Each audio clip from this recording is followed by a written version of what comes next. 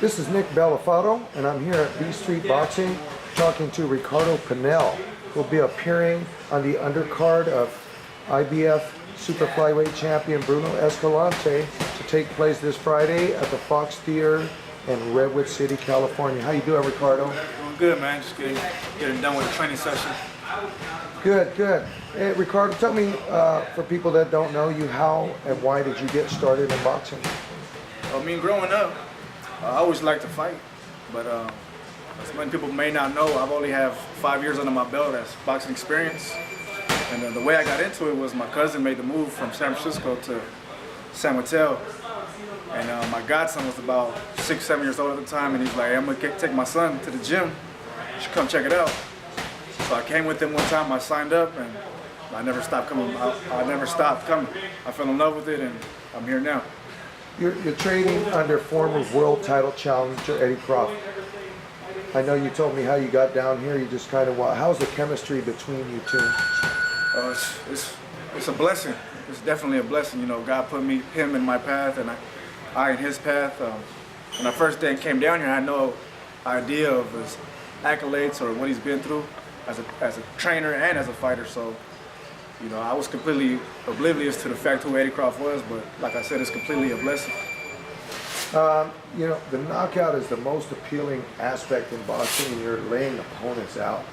From the outside looking in, they seem to come because you're quite relaxed in the ring, and it looks like you see things pretty well. Is that a fair assessment, or what's your take on that matter? Yeah, I believe that's something me and Eddie always worked on. He never wants me to go out there and push anything, you know, just stay relaxed, box, use my jab, work my head movement, and if when the shot's open, take it. You know, one thing he emphasizes a lot, if you make a miss, make them pay, and so far it's been working. Speaking of being relaxed, you seem totally calm beyond your years as a boxer. Where does that come from, or is that your demeanor in most things? I guess that's another blessing. You know, I've always had a pretty calm demeanor to myself, and it just carried on into the ring. Eddie's your trainer and manager.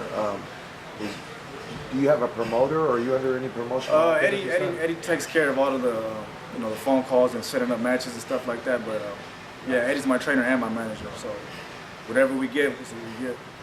Now, assuming you move up to the next level and opportunities to perform on bigger stages, is there a plan in place to get you there, or? I mean, I confide 100% in Eddie and whatever direction he wants to go. So for now, we just, grind out these fights. I mean, last year we fought about 6, 7 fights. So just keep grinding until opportunity comes and we'll take it. You don't have a named opponent for this fight, but you mentioned the possibility. Do you know? Yeah, from what I was told, it was possibly a Saul Benitez. But as far as I'm concerned, just got to stay ready for whoever steps into the ring. Do you know anything about Saul Benitez? Not much. Okay. How's training for this fight? And who have you been sparring with? Because I noticed you've had pictures and you mentioned sparring with Gilbert Melendez. But yeah, training's been going well, man. Just really well. My strength conditioning training, my boxing training, the road work, the dieting, everything's falling in place.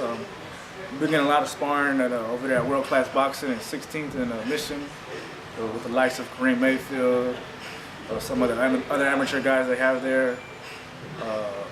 Other amateur guys from around the area, San Jose, Dreamland Boxing, and a lot of the guys in here too.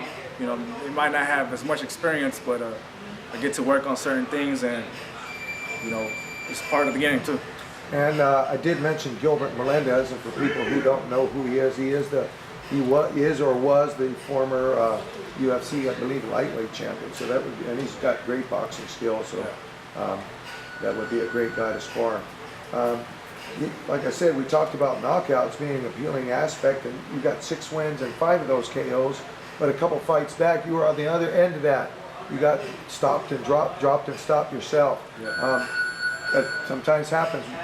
But most importantly, what did you come away with from a learning perspective? From that, coming into the training, into the fight, I kind of took a little lack in my weight. The fight was scheduled for 154.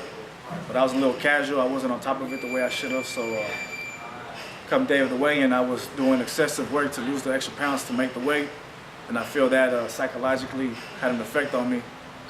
But from that, you can't base what's happened in the past fights to the present fight. You know, each moment you got to take from now, and that's something that I took away from that fight.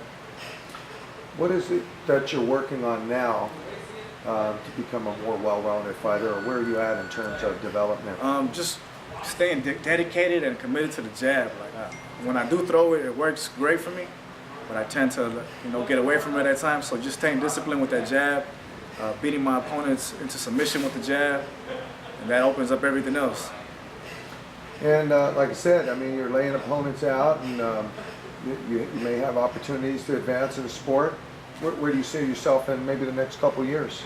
Next couple of years, just continue to, from here on out, just continue to grind. Hopefully fight another top prospect in the area or in the nation, and go from there, possibly be fighting for one of these little titles and get on ESPN fight nights first and then Showtime, and then be fighting for the bigger stage. Well, we're on the stage Friday night in Redwood City. Don Shargan Productions, he's a Hall of Fame promoter, so there'll be a few people out there. What should we expect from you in the ring this Friday night? Just another great performance. Just all this hard work and dedication will be on display come Friday night. So, don't get out of your seats when I'm on the ring. That's a fair assessment. I'm going to be watching. Good luck, and we'll see you Friday night. Thanks for your time. All right.